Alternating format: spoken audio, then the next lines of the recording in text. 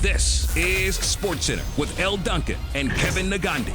Good evening. It is Thursday Night Football, and Kevin, a couple of hours from kick. What is Cleveland's true plan as they are the Bakerless Browns tonight against the Broncos? Plus, Woj is standing by with the latest on the drama in Philly as Sixers GM Daryl Morey sent a strong message on the future of Ben Simmons. That's where we start our Thursday night. And bring in a couple of people who are going to help us break down Thursday Night Football. Kimberly A. Martin is joining us there as we are getting ready for kick, and Louis Riddick is going to join us in a second for some analysis. I'm going to start there with you, Kmart. What is the expectation for a Browns offense that is now Case Keenum led?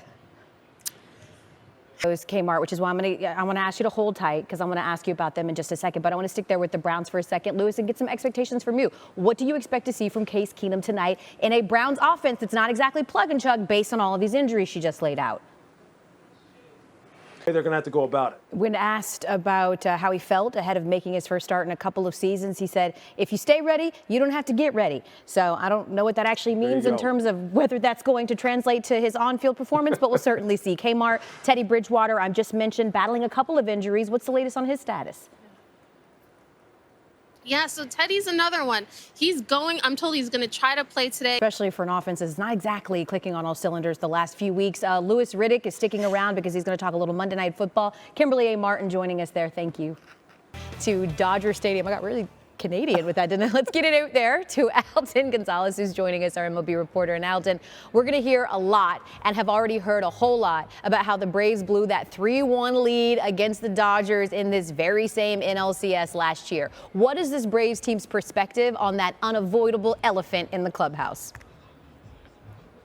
Frankly, Elle, that it's old news. And Rosario's heroics, you forget that there was Soler power for a reason, right? Soler was huge for them before he had to miss time because of COVID-19. For the Dodgers, right? We're not going to see third baseman Justin Turner tonight. He was taken off the NLCS roster after straining his hamstring last night. So how will... The good news is they still have Corey Seager, who has as many postseason home runs as Justin Turner, and seemingly it feels like they're all against the Braves. Alden Gonzalez, it's serious. It's like, who hurt you in Atlanta, Corey Seager? Anyway, thank you so much, Alden Gonzalez, joining us ahead of Game 5 tonight. That's me.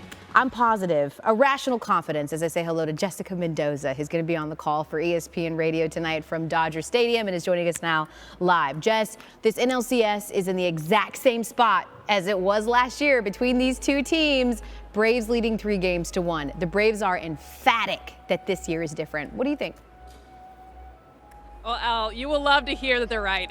This is a different Dodgers team. That was where it all came undone last year for the Braves. The biggest difference, I'd say, this year, at least from the pitching perspective, tonight they'll be able to put Max Fried out there, right, who had MLB's best ERA after the All-Star break.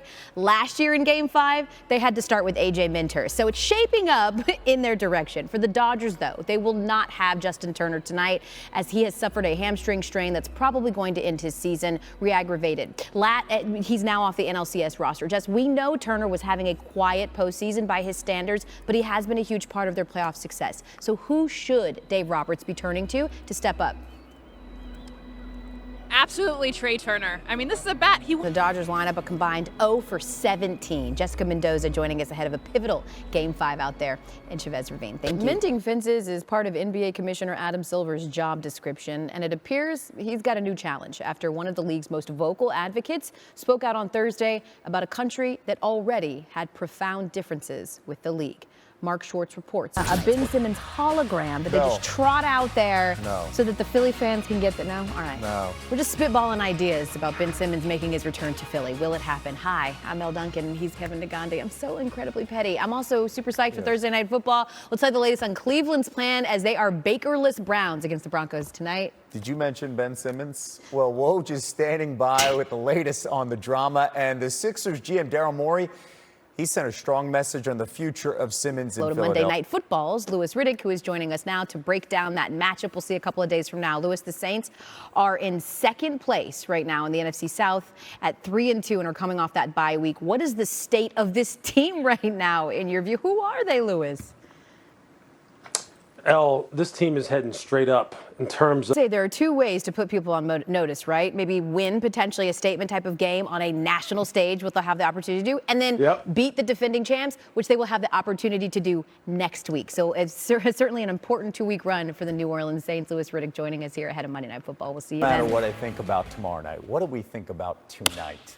The Braves had the chance to seal the deal and shut it down and move on to the World Series against the Dodgers. I think that while this is not a must-win game like some people seem to think, I understand what happened last year. I would still like to just get it out of the way and say, let's give them the boot. Give them the boot. All right, Braves, square me up. Just take care of it. Just take care of it tonight. Oh, man, if the Braves go to the World Series and Georgia goes to the national I'm not coming championship. tomorrow if we go to the World Series. I mean, I'll be